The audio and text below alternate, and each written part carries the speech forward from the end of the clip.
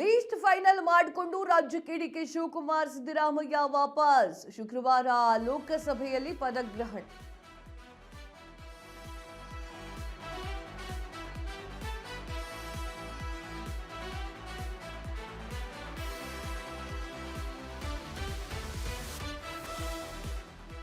List final ಮಾಡಿಕೊಂಡು ರಾಜ್ಯಕ್ಕೆ DK Shivakumar Siddaramaiah ವಾಪಸ್. ಶುಕ್ರವಾರ ಲೋಕಸಭೆಯಲ್ಲಿ ಪದಗ್ರಹಣ ಕಾರ್ಯಕ್ರಮ ಫಿಕ್ಸ್. ಶುಕ್ರವಾರ ನೂತನ ಸಚಿವ ಪದಗ್ರಹಣ ಕಾರ್ಯಕ್ರಮಕ್ಕೆ ಸಿದ್ಧತೆ. ಸಚಿವರ ಪಟ್ಟಿ ಅಂತಿಮಗೊಂಡರೂ ಕೂಡ ಕಾರ್ಯಕ್ರಮ ವಿಳಂಬ. 2 ದಿನಗಳ ರಾಜ್ಯಪಾಲರು ಮಧ್ಯಪ್ರದೇಶ ಪ್ರವಾಸದಲ್ಲಿ ಬ್ಯುಸಿ ಆಗಿದ್ದ. ಇಂದು ಇಂದೋರ್ಗೆ ತೆರಳಿರುವಂತಹ ರಾಜ್ಯಪಾಲ ಗೆಹ್ಲೋಟ್ ಜುಲೈ 30ರ ರಾತ್ರಿ ಬೆಂಗಳೂರಿಗೆ ವಾಪಸ್ ಆಗಲಿರುವಂತಹ ಗೆಹ್ಲೋಟ್ ಶುಕ್ರವಾರ ಲೋಕಭವನದಲ್ಲಿ ನೂತನ ಸಚಿವರ ಪದಗ್ರಹಣಗಳಿದ್ದಾವೆ.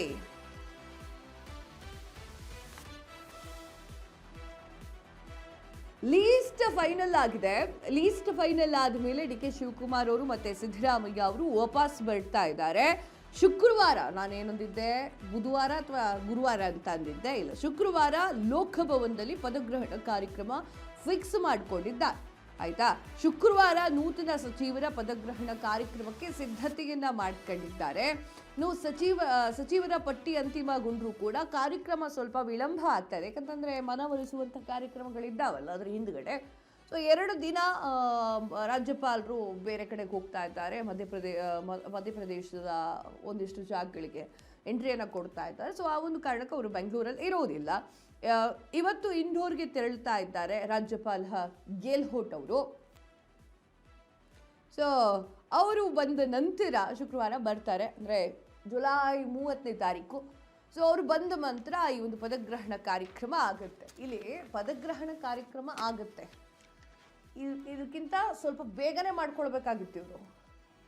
ಡಿ ಕೆ ಶಿವಕುಮಾರ್ ಅವರು CM ಆದ ನಂತರ ಇಷ್ಟು ದಿನಗಳ ಗ್ಯಾಪ್ ತೆಗೆದುಕೊಳ್ಳೋದಲ್ಲ, ಟಕ್ಕಂತ ಮಾಡಿ ಮುಗಿಸ್ಬೇಕಾಗಿತ್ತು ಇದನ್ನ. ಯಾಕಂತಂದ್ರೆ ಪ್ರತಿಯೊಬ್ಬರಿಗೂ ಕೂಡ ಕಾಂಗ್ರೆಸ್ ಉಳ್ಕೊಳ್ಬೇಕು ಅನ್ನೋದಿದೆ ಅಲ್ವಾ, ಕಾಂಗ್ರೆಸ್ ಕಾರ್ಯಕ್ರಮಗಳು ಜಾಸ್ತಿ ಆಗಬೇಕು ಅನ್ನೋದಿದೆ ಅಲ್ವಾ. ಸೊ ಆ ಒಂದು ನಿಟ್ಟಿನಲ್ಲಿ ನೀವು ಇದರಲ್ಲೇ ತಗಲಾಕೊಂಡಿದ್ರೆ ಸಚಿವ ಸಂಪುಟ ಸ್ಥಾನ ಯಾರಿಗೆ, ಕ್ಯಾಬಿನೆಟ್ ಅಲ್ಲಿ ಸೇರ್ತಾರ ಇವರು ಅಂತ ಹೇಳಿ ಕೂತ್ಕೊಂಡಿದ್ರೆ ನೀವು ಮಾಡಬೇಕಾಗಿರೋ ಕೆಲಸ ಮರ್ತು ಹೋದಂಗಾಗತ್ತೆ. ಸೊ ಆ ಕಾರಣಕ್ಕಾಗಿ ಇದು ಬೇಗನೆ ಆಗಬೇಕಾಗಿತ್ತು. ಇದಿಷ್ಟು ಕೆಲಸಗಳು ಇವಾಗ ಆಗ್ತಾ ಇದೆ. ಇನ್ನೂ ಲೇಟ್ ಮಾಡ್ತಾ ಹೋದರೆ ಅದ್ರ ಮೇಲೆ ಇರೋ ಇಂಟ್ರೆಸ್ಟೇ ಕಳ್ಕೊಂಡ್ಬಿಡ್ತಾರೆ. ಎಸ್, ಈಗ 16ರಿಂದ 17 ಜನ ಆಲ್ರೆಡಿ ಅವರನ್ನು ಕರ್ಕೊಂಡು ಬರಲಾಗಿದೆ. 17 ಜನ ಅವರಿಗೆ ಸ್ಥಾನವನ್ನು ಕೊಡಲಾಗಿದೆ.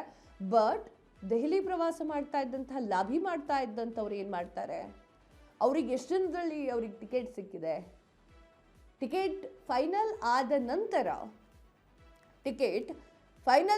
ನಂತರ ಹೆಸರುಗಳು ಬಂದ ನಂತರ ಯಾವ ರೀತಿಯಾಗಿ ರಿಯಾಕ್ಟ್ ಮಾಡ್ತಾರೆ, ಇದೆಲ್ಲವನ್ನು ಕೂಡ ಕಾದು ನೋಡಬೇಕಾಗಿರುತ್ತೆ.